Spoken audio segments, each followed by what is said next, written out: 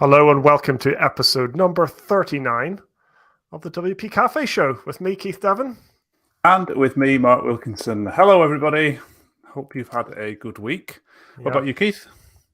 It's been pretty good. Lots of marketing related activities this week, so we can maybe chat about that if we get time. Yep. But that's mostly been me writing mega blog posts and trying to publish them and trying to promote them. Yeah, one in particular. Yeah, so we can talk about that. But yeah, what about you? Bit the same, really. A bit bitty this week. Done a few bits and bobs for some recruitment clients. Done a job boardy type job, haven't we? And been fixing bits and bobs on that. And then I've also been doing some marketing stuff. And yeah, it's been interesting. It's been a different week this week. I think that's for sure. That's for sure. If you are following us live today, then please do say hello in the chat. It'd be nice to see who is watching, listening.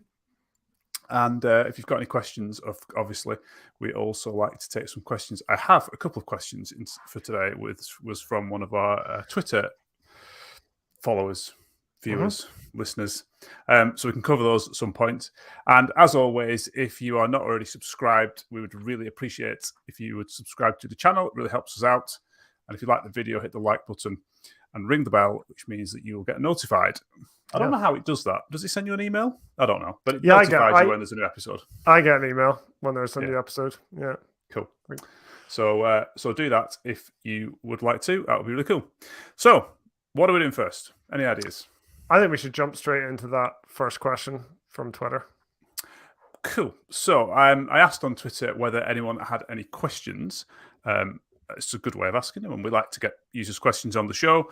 Then Sam replied and gave me two questions, actually. So let's look at the first question. Do you feel that WordPress owes some of its success to the developer community? The businesses, the agencies, and freelancers that put client websites on WordPress for the use of its flexible CMS and ecosystem. So, does WordPress owe some of its success to developer community, Keith? Yes. What do you reckon? What? Well, why do you say that? Well, yes, because for various reasons. One, because we're actually developing the software. Yep. So it's the developer community. Like, compare the amount of code in WordPress core to the amount of code in the 60,000 odd I'm just pulling that number out of nowhere, but 60,000 plugins that are out there and themes.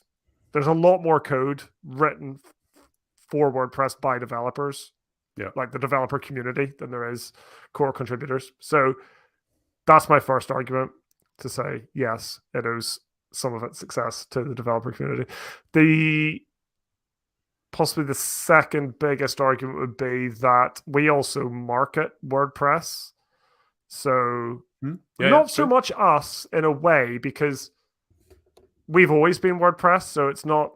But there's a lot of agencies that have moved over to WordPress, and now they're pushing WordPress onto their pushing is probably the wrong word. Recommending maybe to their clients. So I think a lot of that growth stemmed from that. But then you could argue that that's only because WordPress was a good product in the first place. Like, we wouldn't be recommending it. We're not doing it out of the goodness of our heart because we believe in, well, maybe partly believe in the mission behind WordPress, but we're doing it because it's software that does what we need it to do and does what our clients need it to do. So it's good software in the first place, which is why we're recommending it. So, but yeah, I think for me, those are two of the really big ways that WordPress kind of owes some of its success to the developer community. I don't know what have I missed? What do you think? No, I think to an extent it has, definitely. I think how else has WordPress been successful taking developers out of that equation, I suppose, is the argument, and say what else has happened that's made WordPress a success? And actually then which of those two things or three things or whatever the number is bigger? Is it the developers that's the biggest success from WordPress? And I don't know the answer. I think developers have had a big contribution to it, and like you say, lots of the WordPress community. Maybe that's not just developers then, but But That's true. I mean, Sam specifically asked about the developer community, not the WordPress community as a whole. Yeah. Yeah, I mean, it pushes WordPress onto, well, pushes is the wrong word, like you said, but it essentially does. It promotes WordPress and gets people using it. So that's could only be a good thing for WordPress, I suspect. Yeah. Yeah. So I think, like, I mean, it was set up in that way, wasn't it? It was open source. Like, from the very start, the project was meant to be collaborated on and worked on by a community.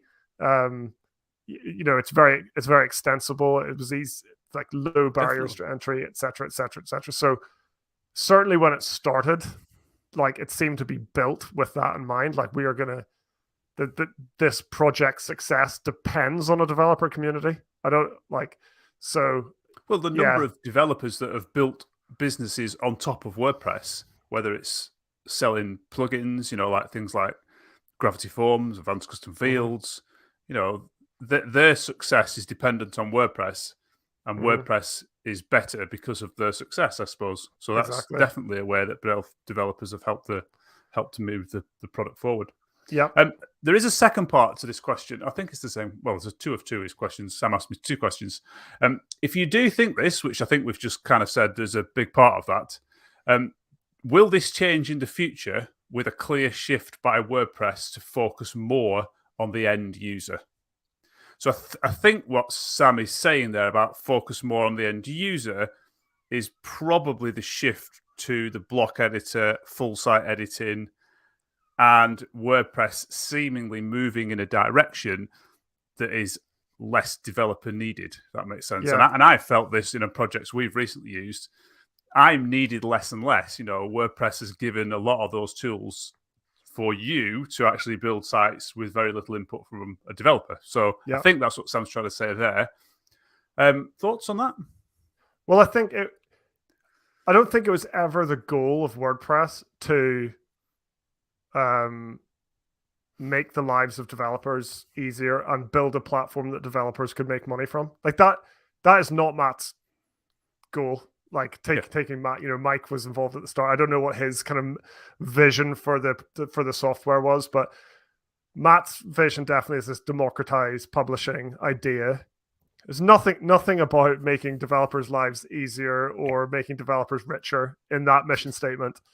So from the very start, as it should be, this is about the end user. So that is never, in my opinion, that has never changed. What has changed is the developer experience. I think that has got considerably worse recently. Whether that is a deliberate shift or a necessary consequence of the kind of maturity of the software and the market, I don't know. It's interesting you say worse. So I from my point of view, sat I'm actually stood here. I kind of agree with you, but what has got worse about it? I wonder. What specifically do you think is worse than it used to be? I don't know, 2-3 years ago. Okay, well, like I talked earlier about the barriers to entry used to be low. Yeah. I learned I can never call myself a programmer. I learned web development primarily through using WordPress. Yeah, me too.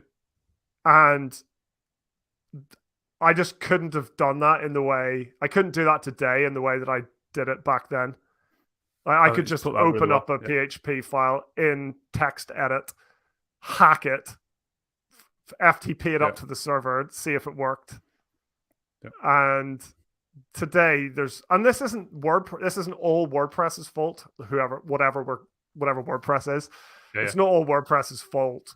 It's also just a fault of like modern development tools. But today it's just much harder to get going. So the developer experience in that respect is degraded, I think. But interesting, because I know we talked to some people, and I know some people would say that actually that what you have literally just described makes it better. But because it's using more modern tools, because it's using more modern techniques, because it's using more modern languages, because it's using more modern ways of building things, they would argue that actually that's better, not worse. But so I think it's a very personal opinion. Essentially, it's changed. People don't like change, so when something changes, your perception of it certainly first is that it might be worse. And I agree with everything you said. From my point of view, the barriers to entry are much higher than they were. You could argue that's a good thing, and many people, I'm sure, do. So there's other aspects though that I think have kind of degraded the developer experience. I think one is documentation. I think isn't keeping up with the pace of change, and the second is the pace of change.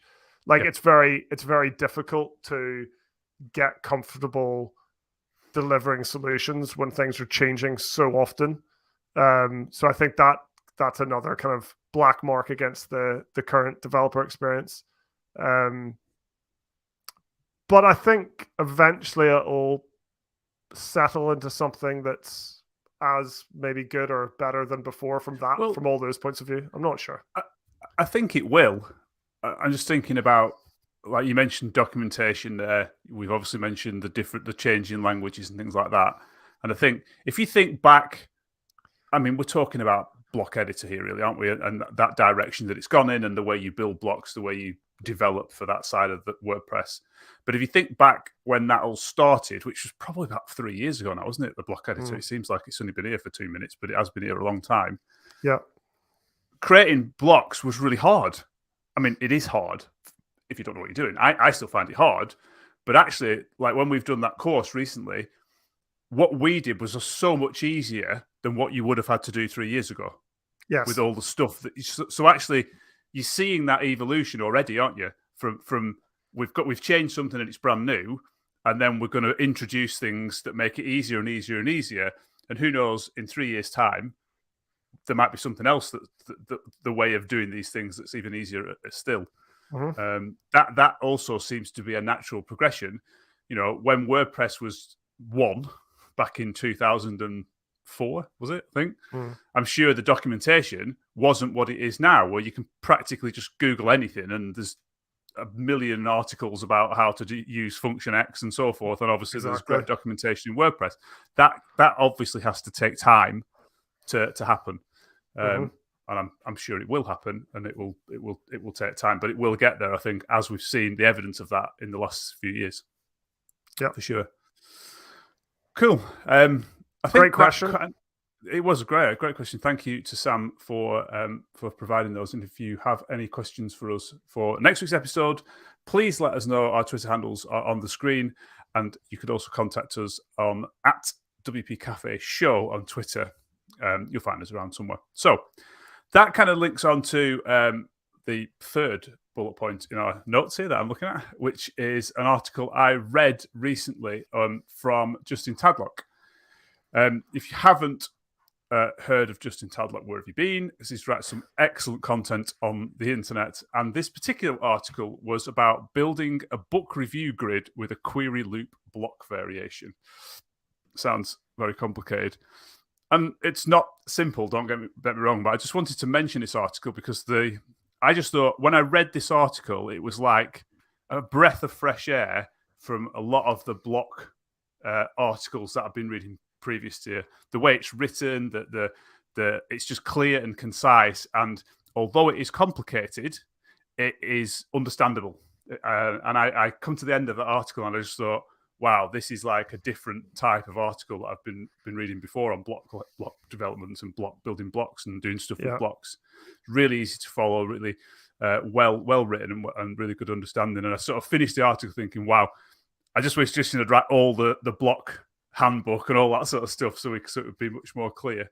But just worth mentioning. We'll put the link to that article in the show notes. And I also noticed you'd written another one, I think it was yesterday or the day before. I think I tagged you on Twitter. It was about block layout classes and things, so it's well worth a read. They're on the developer.wordpress.org site, so you can have a look at them there.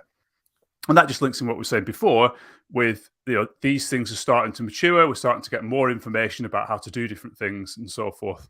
The other thing I had about when I finished reading that block is like, I learn by reading about someone else who's done something. I don't know if you're the same. Yeah. And then sometimes what they've written is very much what you want to do, and then you'll tweak it slightly, and then you sort of widen that scope and make different things. Well, that's exactly what happened. Exactly.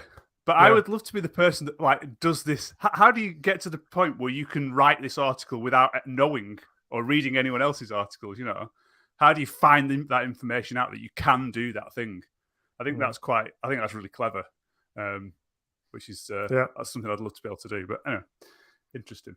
So yeah, have a read if you haven't already done so. Kind of links in with the last one. Anything else to add on that? No. No, not really. Just thanks, Justin, for putting out good content. Basically, it's super useful. It's been we used it pretty much. It couldn't have been more timely. Like we were trying to figure out how to do something on a client site, and that came through. Came into your inbox or whatever. You're like, oh, that's how we can do it. Like, you've written it just in time. That's why it's called Justin. Oh, that's a crap joke. Sorry. Oh my god, just in time, Justin. So, I've just seen something you sneaked onto the list to discuss. I did at the bottom. You might have just seen that one. WordPress London meetup. I got that email today.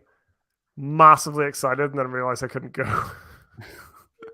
But that's great. So this email is basically WordPress London meetup, which has been away for a very long time now, and I thought it's gone. Is back. So Diane got an email from Diane Wallace saying they're doing a social at a pub that I used to run it at, all those years ago. So that's pretty cool. I think it was maybe the second meetup we ever ran was at that pub. I'm sure that's quite cool. I bit of history. Rarely go to London, but I've heard of that pub. It rings a bell, like I've been there or I've been past it or something. Anyway. I guess near St. Paul's. It's right in the centre of London. It's cool. It might have been one of the pubs that we went to like before a meetup or something. I don't know. Anyway, cool. So that's really good. Really good. That's cool. Yeah. So well done. Worth a mention for sure if you're in or around London. When is the date? Can you remember? 26th off the top of my head. It's a Thursday. Yeah, it's always on Thursday, isn't it? WordPress London. Yeah. It is. I've got the email here. It is on the 26th of January. So nice. This month. That'll be exciting. It's like a social event just to go and have a chat, really, which is good. Yeah. So, next on our list of things to talk about, do you want to cover the marketing stuff or... Yeah. So, we mentioned at the start that we were doing a lot of marketing sort of related activities this week. And what have you been doing, Keith? What have you been doing? I have been writing a mega blog post. So, fans of the show will know that I am a bit of a fan of a guy called Brian Dean, who had a really successful SEO blog called Backlinko, which he sold to SEMrush. And he's put out some really, really good SEO content recently in the form of some video courses. So I think I talked about one before that was all about like link creators, like writing content, not necessarily directly for your clients and customers, but for people that share content in your industry. This particular course is all about what he calls, I think, ridiculously long lists or really long lists, but basically RLLs. So he's saying, like, instead of writing the 7 tips to do X, he says, you want to write the 107 tips to do X for loads of reasons, which he lists. And some of them are obvious. It's kind of intriguing. Like 7 tips is like, oh, all right. But 107, what? There's 107 ways to do it. That's piques just your like interest. it piques your interest. Like from an SEO point of view, like Google seems to favor longer form content. So it's good for that kind of thing. Lots of opportunities to like insert, useful links and just it's basically a more complete resource. Anyway. Yeah. So I was like looking through his videos and that, and then I had a thought about one that I could do about ways to drive more traffic to your recruitment agency website, because that is our niche. So I've just spent all week putting that together. So in the end, I think whittled it down to 43. So 43 ideas. You couldn't manage Right. 107 then. No, ranging. Do you know what? I have thought some new ones though since I hit publish. I was like, oh, I could have added that. Yeah, I might do. I think it'd be. There's no harm. There's no SEO harm to adding them, is there? Like It's just that the URL has 43 in it, which it shouldn't. Right. That's like I published it and then I thought, oh, that's a terrible URL. Anyway, it should have just been like driving traffic to your recruitment agency website or something. That should have been URL. Anyway, yeah. So do a redirect. It's good though. So I've done it. I've categorized it. This is one of his bits of advice: is like split it into categories. It's much more manageable both as an author and a reader. So I came up with 6 categories. The last one just being other because I didn't know how to kind of group those ones into anything. Wrote a bit about each one. Added a link to most of them. So there's things like there's lots of LinkedIn, loads of LinkedIn stuff in it. About 20 of the tips are probably LinkedIn related. So I link out to all of those tools. I sprinkled in a bunch of YouTube videos on how to get started with these kind of particular ideas and good blog posts on the various topics. And I've tried to grab a few quotes from some people, just to make it as useful as possible, really. And then I've sent it out to a bunch of people on LinkedIn with, not an amazing response so far, but it's had a bit of traffic today. The idea is that you want it to be so useful, like genuinely useful, that people share it. So I mean, that's gonna be the key. If one day we produce something and it just goes a little bit viral, like people are just like, this is gold, and they're just sharing it with all their network, then you've nailed it. And that's the goal for me is to start writing content that people that's so valuable that they can't keep it to themselves. Yeah. Yeah. It's good. I looked at it. I was really impressed. It's a good resource. Hopefully, like you say, it will get some traction and help a lot of people out, which is the goal. So fingers crossed. Good. What have you been up to? Well, I've started writing my own blog post today, which I don't actually know the title of yet, but I know the content of it. I haven't decided on the title. But it's essentially, what's the word? So it's like, obviously, if you've got a recruitment agency website, you're likely to have jobs on there, and there are some like solid tips, tricks, and stats-backed things that you should do and don't do on those pages. So I wanted to do some sort of article outlining, the key things that you should be doing on there. It's very much in the infancy at the moment, but and it usually takes me about 3 times as long as Keith to write a blog post because it's really not something that I am very good at. I think I take longer than you. Do you think? All right. Yeah. I don't know, but I think yours are better than mine. I think yours end up being better than mine, which is probably why. Then that would probably make sense because I don't know. Possibly. I've never been a good reader or writer really. So I think the fact that you don't read very much, it hinders you in your writing, which is definitely the case for me. And I don't know about people listening, but I kind of, at the start of it, I'm really enthusiastic and I've got all these ideas for the blog post. And then I get like an hour into it and I'm like, oh, I just want to finish this now. I'm fed up. I just want to publish it. And it ends up just tailing off. And I've got to get out of that and really start to spend some time. I think that's where, it's about expectations, isn't it? And it's like, just maybe the first time you sit down, you just do the structure, and then you come back the next day and you're like, okay, I'm going to take the first section, like everything under the first H2, and I'm going to structure that, and then I'm going to structure that, and then I'm going to come back and I'm going to fill in the gaps. And I think when you hit that point where it's like, just walk away from it. Like you've got enough to do, you can come back to it. I know there's a sense of momentum if you're really close to the end, but I think rushing it just to get it published. Yeah, I agree. If you feel that urge, don't, because the whole point of these, like we just discussed, is to actually make them really good, not just to get content out there for the sake of it, but actually make them good. Yeah, for sure. Hopefully that's what it'd be. But yeah, I feel the same kind of urges just to get it done.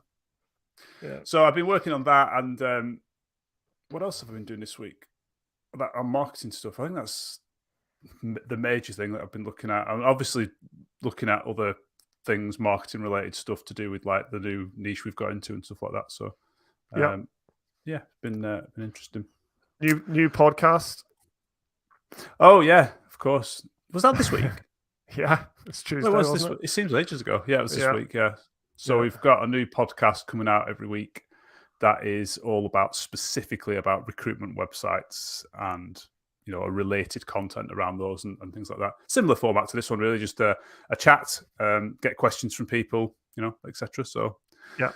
we'll have to carry on that next week, hopefully, which is good. Yeah. Cool. I think we should wrap it up. Yeah, definitely. Thanks for watching, listening along.